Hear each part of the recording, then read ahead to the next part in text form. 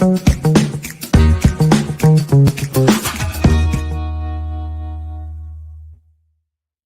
everybody. It's Josh Rubin, joined by Mark Chin of the Rubin team. Today is Friday, November 18th, coming into Thanksgiving on the other side of the midterms. Mark, we have a lot to talk about, so let's jump right to it. Okay, so why don't we start with the insider index that we've created and have been sharing on a weekly basis. This is a ratio of price drops to contracts signed.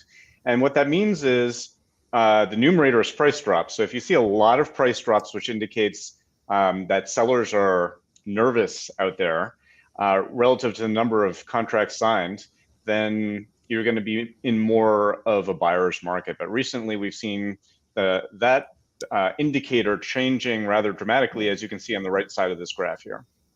Yeah, it's interesting that we see, it sort of topped out a couple of weeks ago. And since then, we've been progressively getting to what is a more balanced market as we get on the other side of the midterms. And I've told people all along, for anybody who I've been in touch with one-on-one for the last 6 to 9 months, I said all eyes are going to be on the midterms. Whenever we're in an election year, the market tends to be a little bit more uncertain.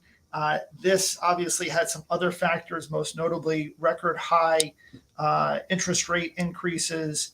But between that, things seem to be thawing off a little bit in the Ukraine. And then Biden is on his Southeast Asia tour, having met with President Xi there in China, with relations thawing off between them, which is a good thing. We seem to be headed for blue skies all of a sudden.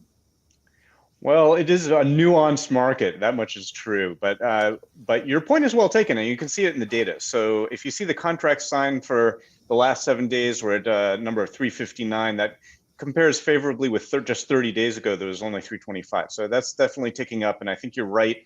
Some of that uncertainty has been pulled out of the market as the results of the elections are becoming clear. Yeah. So that being said, the national press is talking a lot about housing price declines. Of course, it's largely centered in those cities and areas that experience pandemic like explosion in prices. Let's look at one of those that was kind of prototypical. Right. So this is the Sacramento region. And as you can see, like an incredible price inflation here since COVID. So just around January 2020, you see the price at around 420,000. And at the peak, which we saw even in our market right around May or June of this year, from 420 to about 620 or so. It's like almost a 50% increase in price in just that short period of time, which is extraordinary. Right. So you can see a little bit of correction there, but let's go ahead and compare that to our market here in New York. So steady as she goes, Mark. Yeah, it's a lot different. So the scale is slightly different. And so it's a little bit misleading, but back in January of 2020, the median sale price was around 1.1, and it's up about 15% as opposed to 50%. And you see in some of those other hot markets. Right. What's your takeaway there? Well, my takeaway is that Manhattan has always been the tried and true super stable. You're not going to see a significant price appreciation. But when there is uncertainty in a national or global scale, Manhattan hangs in there. And that's really because of the concentration of wealth and equity.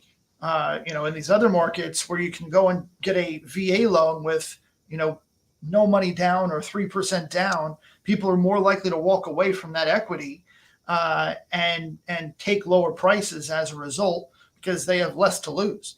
In Manhattan, when people are like, I was uptown this morning showing co-ops, and a lot of these co-ops are 50% down buildings. So I was showing apartments that were $4 million.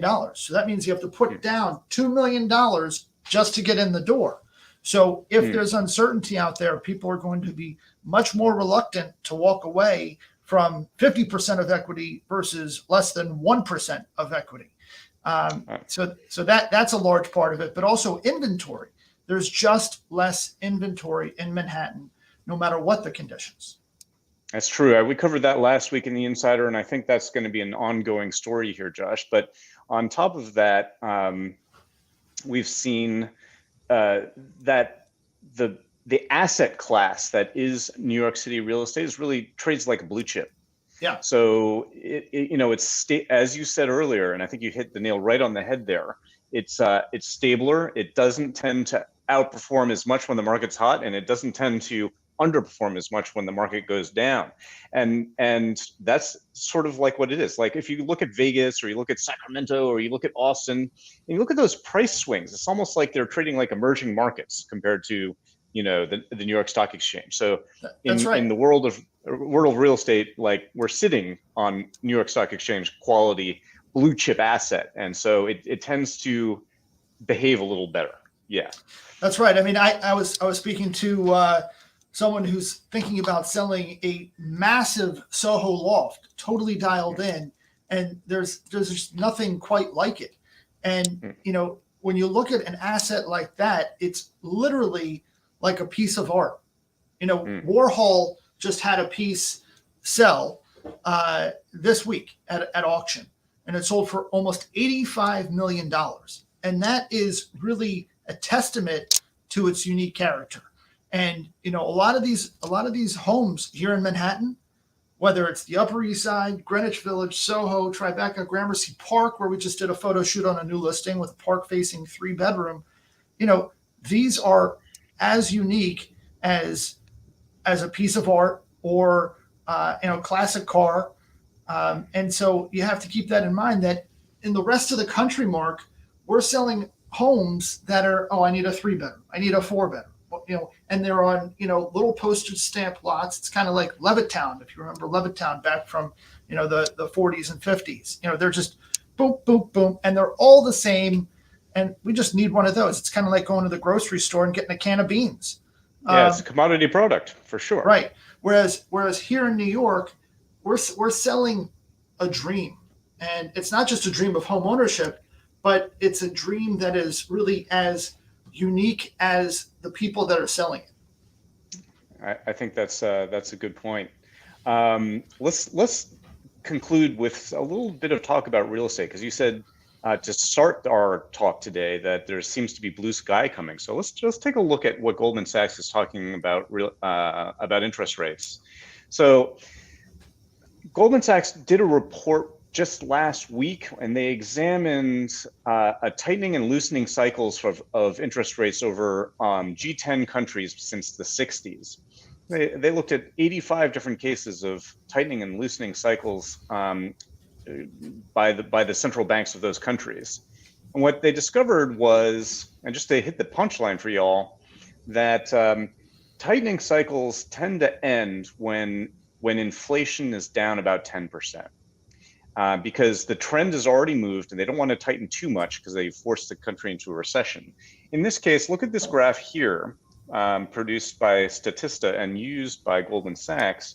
The height of the inflation rate in the United States is like 9.1%. We're down in the 7 handle now, suggesting that we have made that cut of, we're 10% down below the peak. So I think we're going to be towards the end of this tightening cycle, although the Fed has certainly been signaling that there's a little bit more to come. Well, I think they're leaving the door open for the possibility that they may not do what Wall Street is expecting. And no doubt that with the lower CPI and PPI prints of the last couple of weeks, there are some other mixed signals, right? And so with that, we're going to have some cloud cover in terms of clarity and what we're really doing as far as the Fed moves are concerned. But one thing is clear is that we're in sort of a stagflationary environment. And that is largely because the Fed waited too long. They kept rates low longer than they should have, and they waited to bring them up because they wanted to make sure that we were on solid footing. Listen, there's still uncertainty out there. every week I'm talking to someone else who just got a positive diagnosis of COVID. So this thing is not going away. It's just a matter of society acclimating to this is something that we're going to have to live with. And so we're going to carry on. And all of these different economic indicators are going to work themselves out. And the Fed is going to have to come to terms with the fact that, this is the new normal, right? The ECB is doing the same thing. The Bank of England, it seems to have righted itself over the last month or so. So, look, I think that you're right. We are closer to the end of the tightening cycle, but I wouldn't be surprised if the Fed comes out and surprises the market. Rather than increasing by 50, we might see another 75 BIP raise. Remains to be seen, but in conclusion, I can say, hey, at least you're in a blue chip asset, and I think we've got far less to go down, far less to fall than some of those other hotter markets. That's right, Mark. With that, I want to thank everyone for joining us today on the Insider Friday, November 18th. Happy Thanksgiving, and we all look forward to seeing you soon.